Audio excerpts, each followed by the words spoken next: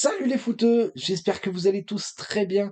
On se retrouve aujourd'hui pour le deuxième épisode de notre série sur les cartes Ultimate Team pour FC26. Aujourd'hui, 10 nouveaux joueurs, 10 nouvelles prédictions, beaucoup de joueurs transférés parce que c'est l'actualité brûlante, c'est ce qui nous intéresse. J'espère que ça va vous plaire. On passe tout de suite au premier joueur. Et donc pour le premier joueur, on se penche sur le cas de Victor Gyökeres. Destination encore inconnue, même si, a priori, Arsenal aurait l'avantage sur ce dossier. Je le passe de 84 à 86 de général. Avec la saison qu'il a faite, je pense que c'est le minimum. Il a failli être soulier d'or alors qu'il ne joue même pas dans un championnat du top 5. Donc 86 de général, on ne touche pas à la vitesse, mais un plus 3 en tir largement mérité. On touche pas aux passes, plus 2 en dribble. Une très très jolie carte s'il signe à Arsenal, je pense qu'on la verra très souvent en début de jeu. Le deuxième joueur auquel je me suis intéressé, c'est Michael Olysée qui a fait une très très très grosse saison avec le Bayern, hein. Je pense qu'on n'en parle pas assez en France, mais sa saison était relativement impressionnante. Je lui ai rajouté le Playstyle Plus enroulé du coup, avec un plus 5 en vitesse, un plus 3 en tir, un plus 1 en passe, un plus 3 en dribble, parce que dans la provocation, il était vraiment, vraiment impressionnant. Je vous dis, je pense qu'on n'en parle pas assez de ce joueur, et je pense qu'on a une carte qui pourra vraiment ressembler à ça l'année prochaine et qui sera très, très intéressante.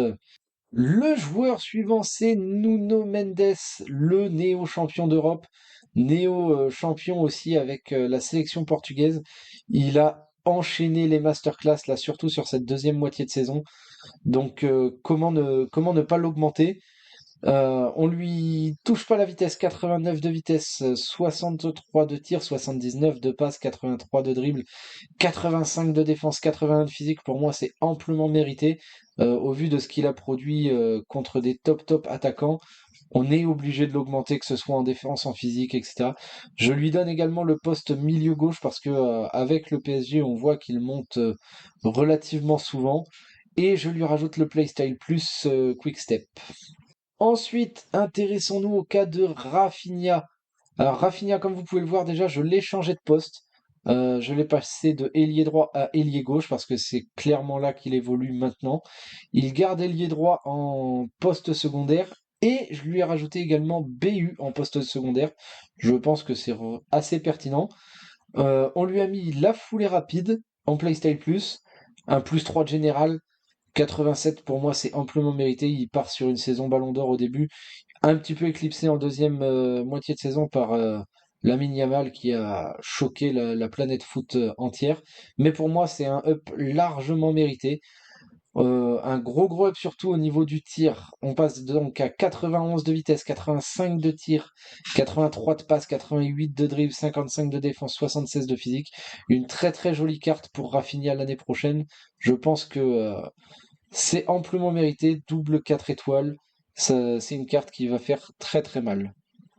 On s'intéresse ensuite au premier joueur définitivement transféré de cet épisode, Dinoysen qui a fait une saison tout simplement impressionnante avec Bournemouth. Lui et Zabarni, ils ont fait une très très grosse saison.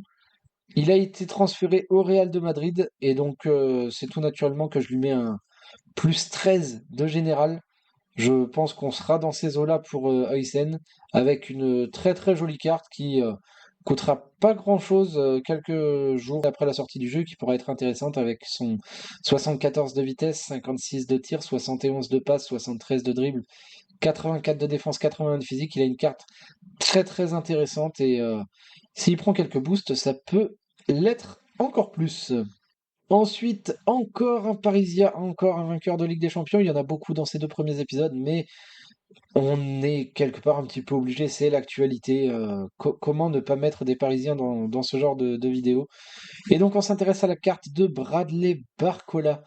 Bradley Barcola, ailier gauche, plus pour moi ça sera ailier gauche intérieur.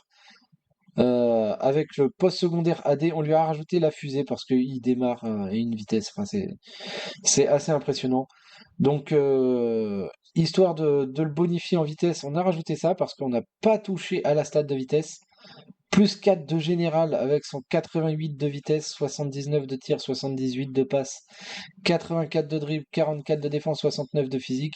Une carte amplement méritée, je pense, pour Bradley Barcola qui avait vraiment fait une très très grosse première moitié de saison. Ensuite, un peu plus dans la rotation avec l'émergence de Désiré Doué, mais un joueur toujours aussi important au PSG. Je pense que c'est une carte amplement méritée et qui aura une place dans pas mal d'équipes, pareil en début de jeu. Ensuite, nouveau joueur transféré, on s'intéresse au petit frère de Jude, j'ai nommé Job Bellingham. Bellingham qui a été élu parmi les MVP de D2 anglaise, qui a donc été transféré à Dortmund comme son grand frère à l'époque. Une très très jolie carte pour Job Bellingham, 79 de général, avec les trois postes de milieu, MCM, DCM, OC. Ça peut être une carte très très intéressante. On l'a un petit peu boosté. Comme on disait à l'époque, une petite carte Gulling, 76 de vitesse, 75 de tir, 77 de passe, 81 de dribble, 74 de défense, 75 de physique. Le 4 étoiles de mauvais pied que je lui ai rajouté. On a une carte très très complète qui sera dans beaucoup d'équipes au début du jeu, je pense, hein. Ensuite, comment ne pas parler du dernier transfert bouillant de cet été, Kevin De Bruyne. Kevin De Bruyne qui a signé donc au Napoli.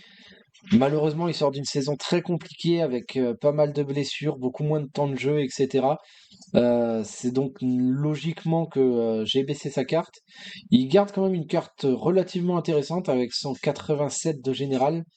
On a donc un 66 de vitesse, 85 de tir, 91 de passe, 85 de dribble, 64 de défense et 75 de physique. Encore une carte très intéressante, mais qui se dirige petit à petit, bien gentiment, vers la catégorie fodder. Ensuite, un troisième parisien dans cet épisode. Une fois qu'on aura fait le tour, de toute façon, faudra bien se pencher sur d'autres joueurs, hein. Donc, la carte de Achraf Hakimi. J'espère que Electronic Arts va enfin respecter ce joueur. Il mérite clairement de faire partie des meilleurs joueurs du jeu. Je lui ai mis un +2, poste DD, MD et AD, avec le quick step en plus en playstyle. Vraiment, pour moi, c'est le minimum à accorder sur cette carte. Je lui ai mis un petit peu tous les postes de l'aile droite parce que on voit avec le Paris Saint-Germain qu'il est capable de se projeter très très haut et de se retrouver parfois en position de d'ailier, voire même d'avant-centre. Donc c'est un peu fou. C'est une carte qui me fait penser un petit peu à celle de Quadrado à l'époque. 95 de vitesse, pour moi, c'est le minimum. C'est une fusée, ce mec, c'est n'importe quoi. 81 de tir, 82 de passe, 82 de dribble, 78 de défense, 79 de physique. Vraiment une carte à la Quadrado à l'époque, mais une carte hyper intéressante à mon sens et amplement méritée. Et donc pour finir, la carte que vous attendiez beaucoup et pour laquelle je vais pas me faire que des copains, la carte de Vinicius Junior que je fais baisser de 90 à 89 de général. J'essaye toujours d'être le plus objectif possible dans la notation. Donc, pour moi, Vinicius fait une saison où il mérite de prendre son -1. Il a été beaucoup moins influent, beaucoup moins décisif que la saison précédente. C'est donc logiquement pour moi qu'il perd un point de note générale. Il conserve quand même deux très bonnes stats et une très très belle carte, hein. C'est des réductions minimes, mais pour moi méritées. Donc un 94 de vitesse, 84 de tir, 81 de passe, ça bouge pas, 90 de dribble, 29 de défense, 67 de physique. Une carte qu'on sera quand même très très très heureux de paquer, je pense, et qui sait, avec son -1, peut-être qu'elle tombera un petit peu plus. Et ben voilà les gars, c'est tout pour ce deuxième épisode de la série des prédictions sur FC26. J'espère qu'il vous aura plu. N'hésitez pas à me dire ce que vous en avez pensé dans les commentaires, ça me fera plaisir de vous lire. N'hésitez pas à me dire si vous êtes d'accord, si vous n'êtes pas d'accord ou quoi. Je peux tout à fait comprendre que certains joueurs auraient mérité une meilleure augmentation ou une moins bonne augmentation ou de pas diminuer. N'hésitez pas à me partager ce que vous en avez pensé, moi ça me fera toujours plaisir. En attendant, je vous souhaite de passer une bonne journée et on se retrouve très vite pour l'épisode 3. C'était Gonema, bye les footeux.